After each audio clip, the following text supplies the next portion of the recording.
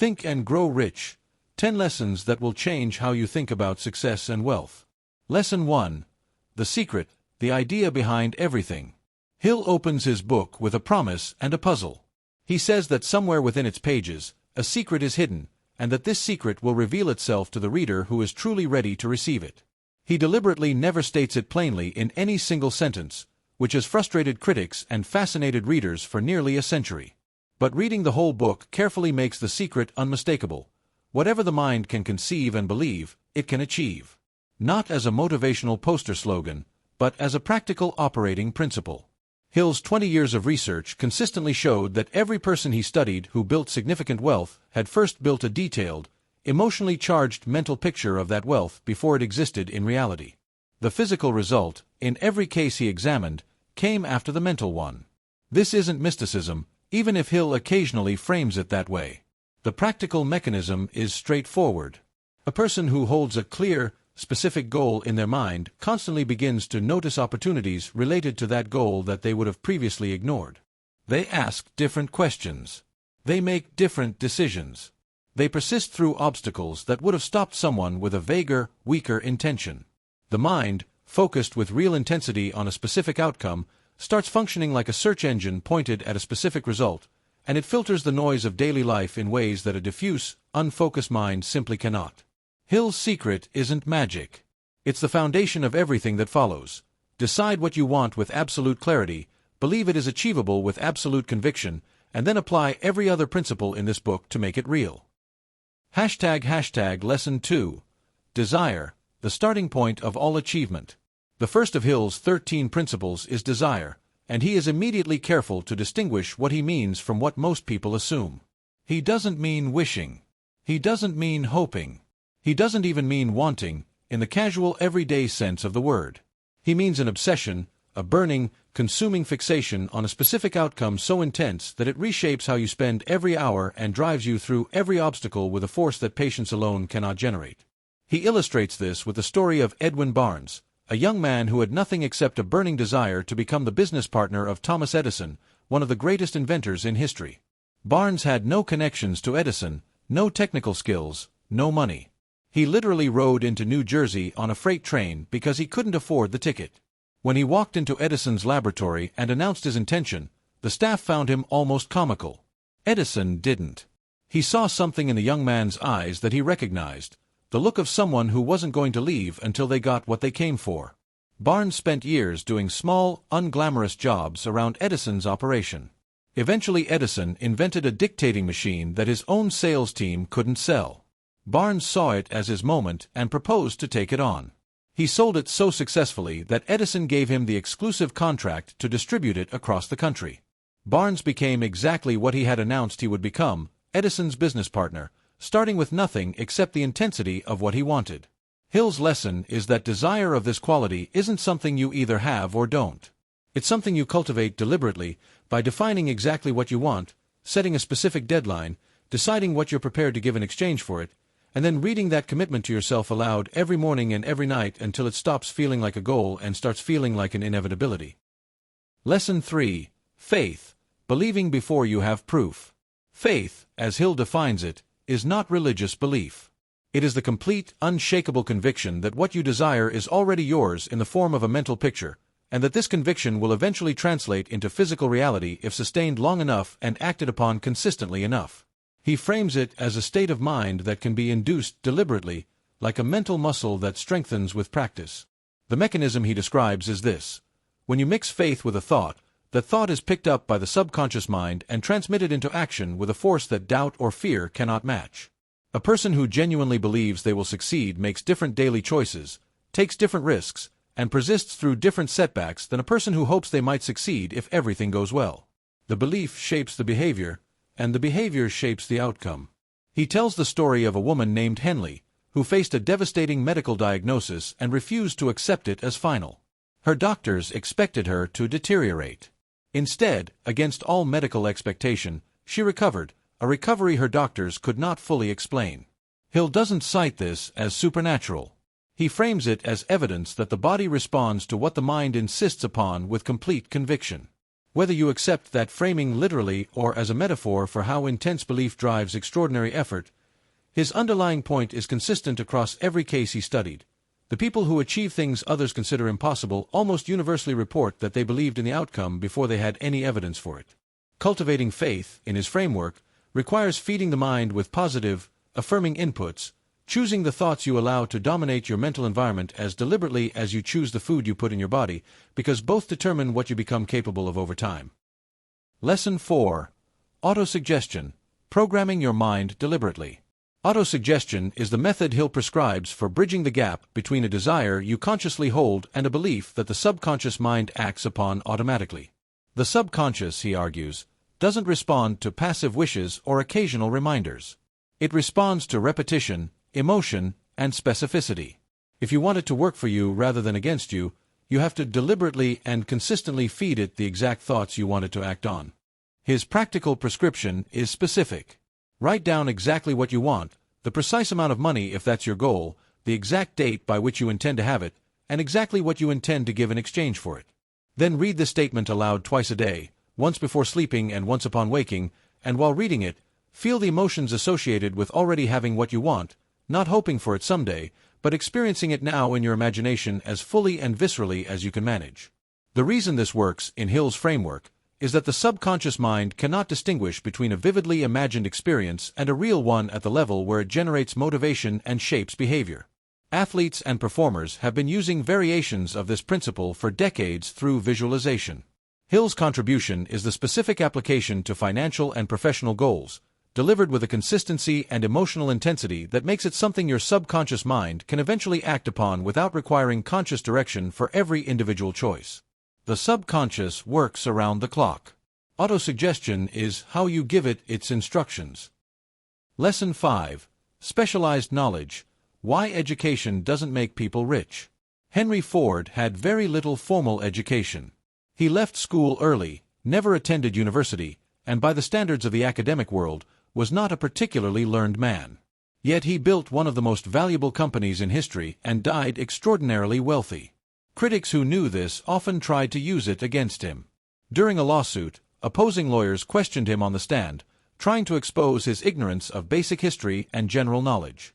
Ford's response became one of the most famous exchanges in Hill's book. He said, in effect, that he didn't need to carry all of this information in his own mind when he had, within arm's reach, people who could supply him with any fact he needed within minutes. He saw intelligence not as what you personally store in your head, but as what you can access and apply when you need it. Hill's lesson from Ford is that general knowledge, the kind schools dispense, does not produce wealth.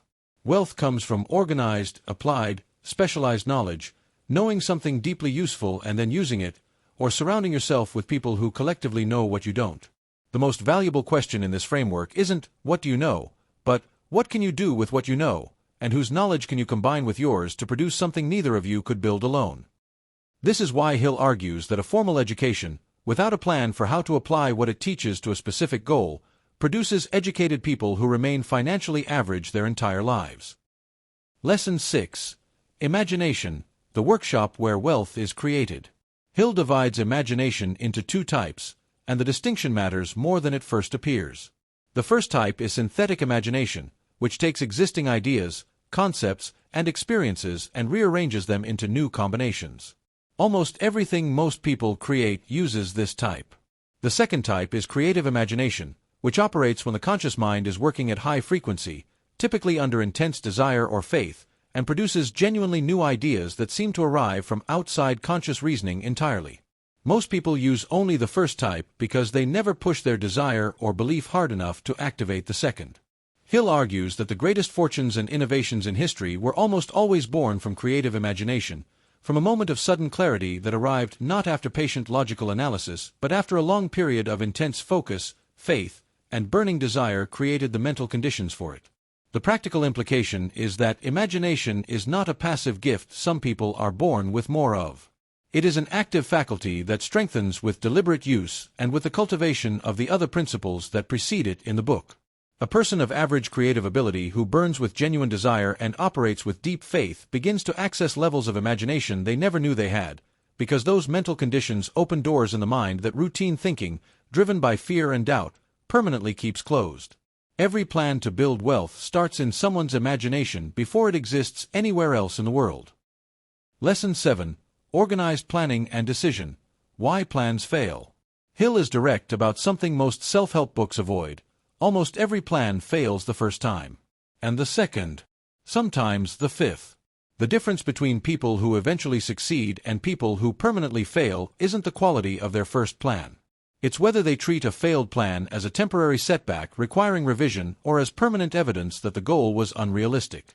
He describes the assembly of a mastermind group as essential to any organized plan, a point so important he returns to it repeatedly throughout the book. No single person has all the knowledge, skills, and connections needed to execute a significant goal alone. The people who build great things almost always do it by surrounding themselves with others whose strengths fill their own gaps, and then leading that group with clear purpose and mutual benefit.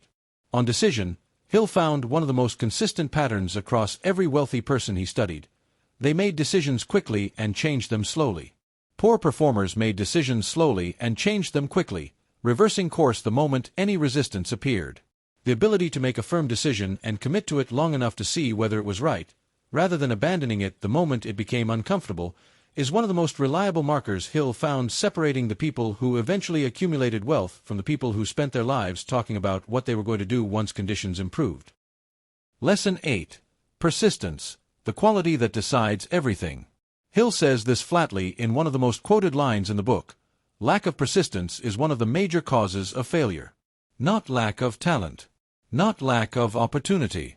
Not bad luck or unfair circumstances. Persistence, or the lack of it, is the most reliable single predictor of whether someone eventually achieves what they set out to achieve. He makes the point vivid with the story of R.U. Darby's uncle, who during the gold rush staked a claim in Colorado and found gold. He worked hard, hit a vein, and then borrowed money to buy equipment to extract more. Then the vein stopped. He dug and found nothing. Eventually he gave up, sold the equipment to a junk dealer for a few $100s, and went home. The junk dealer hired a mining engineer to look at the site. The engineer calculated that the vein had shifted slightly. The new owner dug 3 feet from where Darby's uncle had stopped and found one of the richest gold veins in Colorado. 3 feet. That's how close he was when he quit. Hill uses this story not to make people feel foolish for quitting anything, but to argue that most people stop exactly when the resistance is greatest and the breakthrough is nearest, because they have no way to know how close they are, and the pain of continuing feels greater than the uncertain promise of what might be just ahead. Persistence isn't the same as stubbornness. It requires regularly updating your plan while never surrendering the goal. The goal stays fixed. The approach stays flexible. The quitting never comes. Lesson 9. The Mastermind, Who You Surround Yourself With.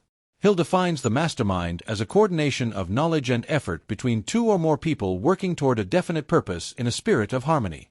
He argues that this alliance creates something beyond the sum of the individual minds involved, a kind of collective intelligence and energy that makes the group capable of things no individual within it could accomplish alone.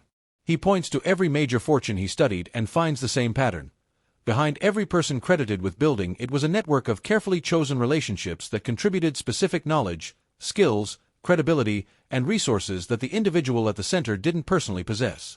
Carnegie didn't build his steel empire alone. He assembled and retained a team of people who collectively understood every aspect of the business better than he did, and then directed them with clear purpose toward a shared goal. The practical lesson is one of the most actionable in the entire book. Look at the 5 or 6 people you spend the most time with. Their beliefs about what is possible, their habits around money, their tolerance for risk and ambition, their willingness to keep going when things get hard, are shaping yours whether you consciously realize it or not. Deliberately choosing to spend time with people who are building things, thinking ambitiously, and operating from abundance rather than fear is not elitism. It is one of the highest leverage decisions available to anyone who is serious about changing their financial life, because the people around you set the standard for what feels normal, and normal is what your behavior quietly gravitates toward over time. ## Lesson 10. The 6 Ghosts of Fear, the Hidden Killers of Wealth. Hill closes the book with what he considers the final and most important battleground, the mind itself. Everything in the previous 9 lessons is actionable, learnable, and achievable, but none of it moves forward if the mind running it is paralyzed by fear. He identifies 6 specific fears that he found operating, usually unconsciously, in the minds of people who failed to build wealth despite having all the other ingredients available to them. The fear of poverty makes people think small, avoid risk, and accept mediocrity rather than face the discomfort of trying and potentially losing. The fear of criticism makes people hide their goals, avoid sharing their plans, and abandon their ideas the moment someone expresses doubt. The fear of ill health focuses the mind on what might go wrong physically rather than what might go right financially. The fear of loss of love drives people to make safe, predictable choices that protect their relationships rather than pursuing ambitions their partners or families might not understand. The fear of old age makes people feel it's already too late before they've actually tried. The fear of death wastes enormous mental energy on an inevitable event instead of directing that energy toward building something meaningful in the time that already exists. Hill's cure for all 6 is the same. First, acknowledge the fear specifically and honestly, because vague anxiety has far more power than a named, examined threat. Then deliberately crowd it out with the positive mental habits the rest of the book describes: desire strong enough to override it, faith consistent enough to outlast it, and persistence durable enough to keep moving through it until the fear, deprived of the attention that feeds it, simply stops being the loudest voice in the room. So if you take one thing from this video, take this. Napoleon Hill spent 20 years interviewing the wealthiest and most successful people in history, at his own expense, with no guarantee of any return. What he found wasn't a lucky break or a secret formula or a shortcut. It was a set of mental habits, practiced consistently, that shaped everything those people decided, attempted, and ultimately built.